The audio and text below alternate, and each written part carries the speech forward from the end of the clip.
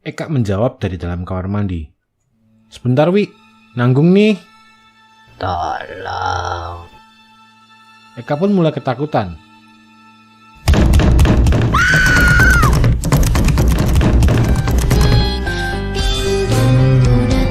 Sebelum nonton, jangan lupa klik subscribe dan loncengnya ya.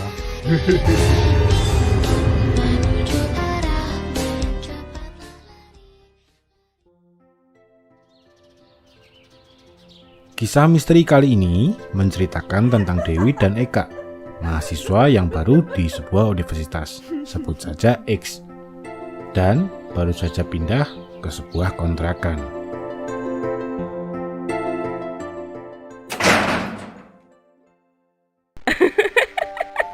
Dewi merasa senang sekali karena merasa beruntung mendapatkan kontrakan yang murah dengan lokasi yang tidak terlalu jauh dari kampus mereka.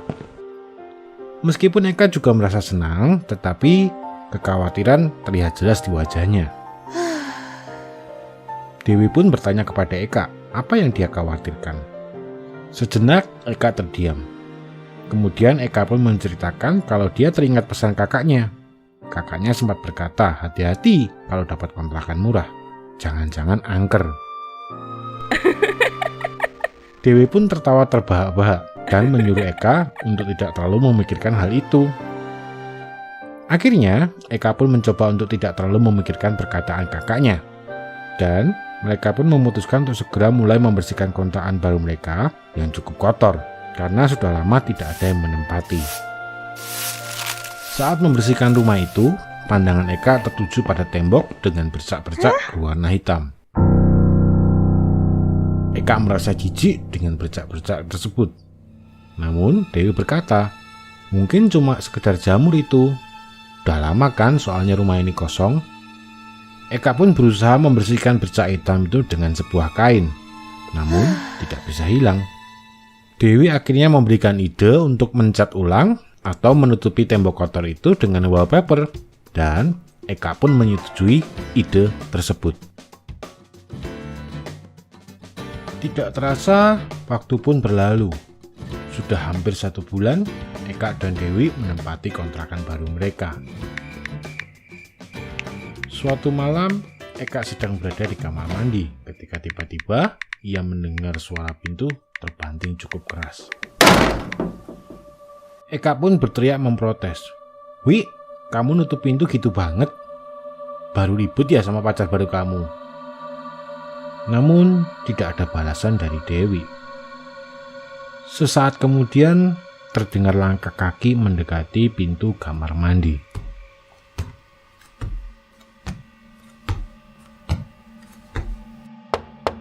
Lalu, terdengar seseorang mengetuk pintu kamar mandi 3 kali. Eka menjawab dari dalam kamar mandi. Sebentar Wi, nanggung nih. Tiba-tiba terdengar suara lirih dari balik pintu kamar mandi. Tolong. Eka pun mulai ketakutan.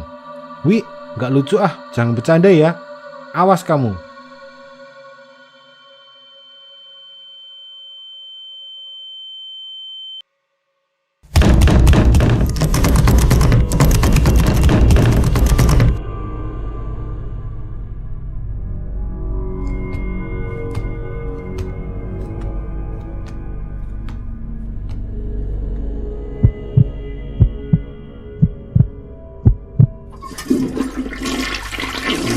Buru-buru menyelesaikan kegiatannya di kamar mandi dan segera keluar dari kamar mandi untuk memarahi Eka.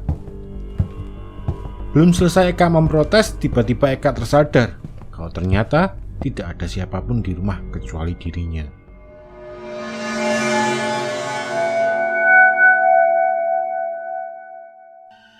Lalu tadi siapa? Pikir Eka dalam hati.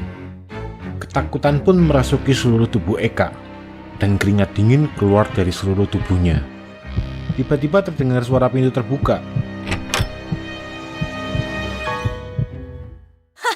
Teriak Dewi memasuki rumah. Dewi meminta maaf karena pulang terlalu larut. Alasannya, pacarnya tiba-tiba mengajak nongkrong. Namun, Eka hanya terdiam. Dewi pun keheranan melihat Eka yang terlihat pucat dan ketakutan. Loh, Wi, kamu kenapa? Kok pucat gitu? Tanya Dewi. Dengan terbata-bata, Eka bermaksud menceritakan apa yang barusan ia alami. Namun, tiba-tiba ia teringat pesan kakaknya tentang kontrakan angker. Dan akhirnya, Eka pun mengurungkan niatnya untuk menceritakan kejadian itu. Namun Dewi yang masih penasaran kembali menanyakan apa yang terjadi kepada Eka. Eka pun segera beralasan kalau tadi ada kecoak terbang ketika dia di kamar mandi. Dewi pun tertawa terbahak-bahak mendengar cerita Eka.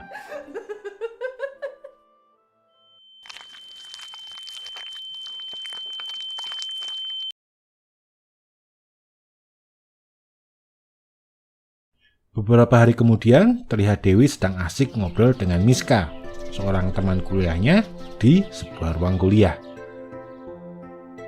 Benar kamu kontrak di rumah yang di ujung jalan itu, Wi? Tanya Miska. Dewi pun mengiyakan, lalu menanyakan kenapa memangnya. Dengan sedikit canggung, Miska menjawab, enggak apa-apa kok, Wi. Dewi bertanya lagi, kenapa memangnya? Jangan bikin penasaran dong, Miss, kata Dewi. Dengan ragu-ragu, akhirnya Miska pun menjawab, gak apa-apa, Wi. Cuma kok aku sering dengar kalau rumah itu angker, Wi. Dewi terkejut mendengar apa yang dikatakan Miska. Serius kamu? Tanya Dewi lagi. Miska pun melanjutkan ceritanya.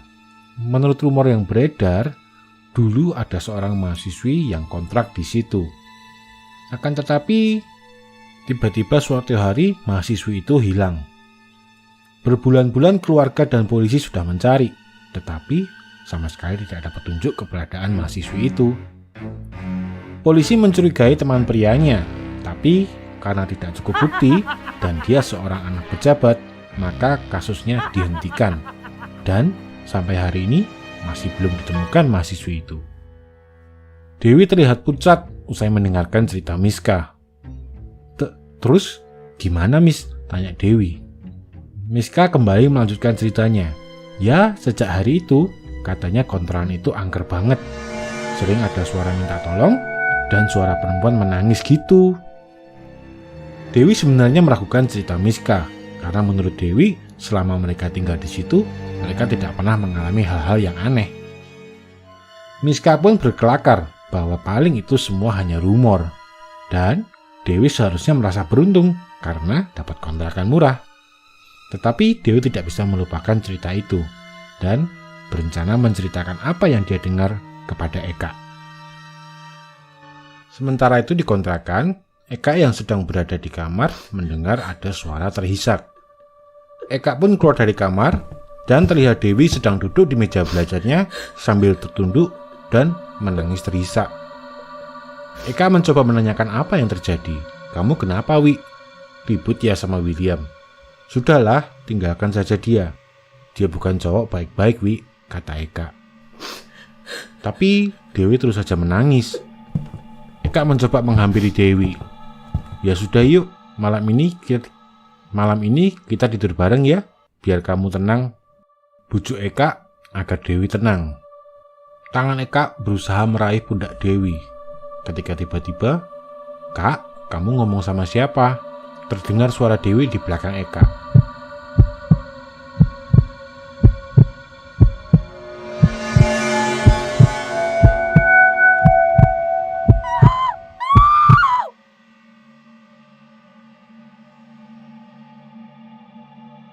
Eka dan Dewi yang ketakutan malam itu terjaga. Mereka tidak berani tidur. Eka berkata kepada Dewi, Wi, kita pindah aja yuk. Takut aku di rumah ini. Dewi pun mengangguk tanda setuju. Namun tiba-tiba terdengar suara lirih.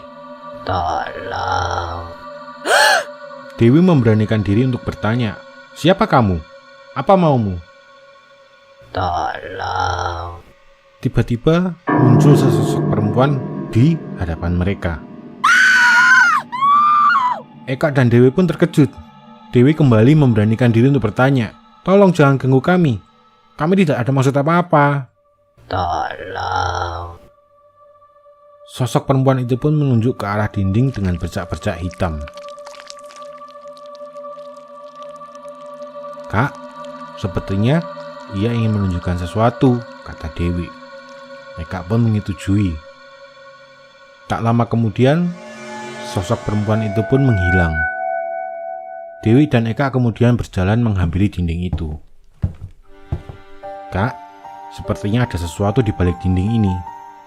Dewi pun berinisiatif untuk memanggil tukang untuk membongkar dinding itu, untuk mengetahui apa yang sebenarnya sosok perempuan itu inginkan. Keesokan harinya, mereka pun membongkar dinding tersebut.